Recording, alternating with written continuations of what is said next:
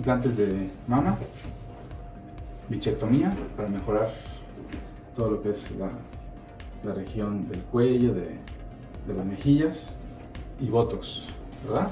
Voy a marcar tu piel. Bueno, lo que vamos a hacer aquí es delimitar mediante estas líneas en la piel de donde debemos de quitar mayor cantidad de grasa, respetando la anatomía de sus músculos, ¿sí? Los bordes laterales de los músculos rectos abdominales, y definiendo donde debe de estar la cintura. Aquí vemos el mayor acúmulo de grasa, entonces es lo que estamos delimitando y señalando que es la porción de grasa que debemos de hacer mayor énfasis en quitarla y removerla. Vamos a llegar lo más alto posible, el surco inframamario. Dependiendo de la cantidad de grasa que tenga en la piel y también de las expectativas del paciente, podemos definir los cuadritos musculares, que en el caso de esta paciente van más o menos aquí, se van pintando unos triangulitos y así quedarían un poquito más definidos. De la región umbilical hacia abajo regularmente se quita la mayor cantidad de grasa posible sin marcar o sin dividir casi nada, ¿no? Aquí vemos como casi solitos se empiezan a marcar estas definiciones, estos hundimientos, estos triangulitos. Entonces nosotros lo que vamos a hacer es quitar todavía mayor cantidad de grasa en esa zona para que se delimiten aún más.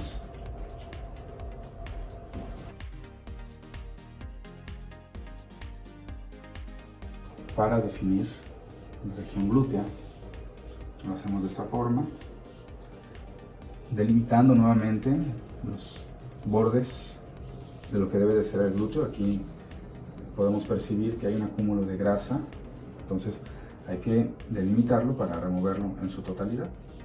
¿Sí? Se ve claramente una simetría. Aquí vamos a remover aún una mayor cantidad de grasa. De eso se trata una escultura del cuerpo, una lipoescultura. Uno de los objetivos principales de la lipoescultura es dar forma, no volumen, sino forma. Hay algunas irregularidades que vamos a mejorar, pero sobre todo dando forma.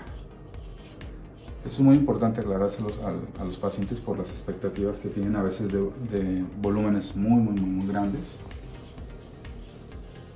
Por supuesto que ayuda a la lipotransferencia, pero a mayor cantidad, mayor riesgo también. Entonces es muy importante que también consideren hacerse una lipoescultura siempre con un cirujano certificado.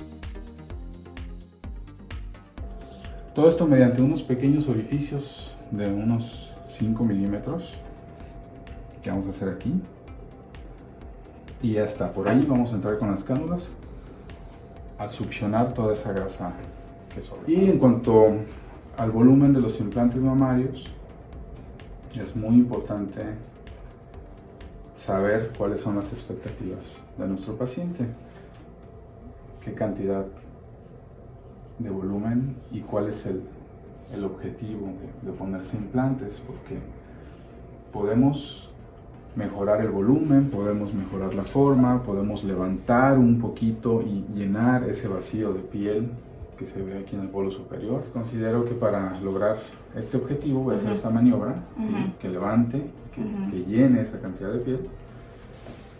Pues quizá volúmenes de 380, 410. Cada 200 centímetros cúbicos va a aumentar una copa. Eso es en términos generales. Okay. Entonces, si escogemos uno de 600, va a aumentar 3 copas más. Y nuestra recomendación en este caso es colocarlos por una incisión pequeña que vamos a hacer aquí en el surco inframamario y que no se va a notar. No se va a notar. No. ¿Se puede sacar grasa de acá también o no? Sí, ¿O no recomienda? Sí lo podemos hacer en tu caso porque eres una paciente que está muy sana y la cantidad de hemoglobina que tienes es suficiente para quitar grandes volúmenes de grasa. Entonces voy a marcar esta zona.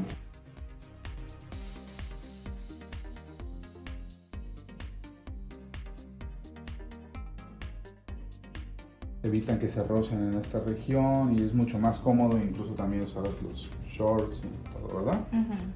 Ok, aquí vemos que tiene suficiente acúmulo de grasa para mejorar la cantidad de grasa que vamos a injertar aquí en la cadera y tenga mayor continuidad y suavizar las transiciones, porque ese es uno de los objetivos, que se vea suave las transiciones, no un escalón.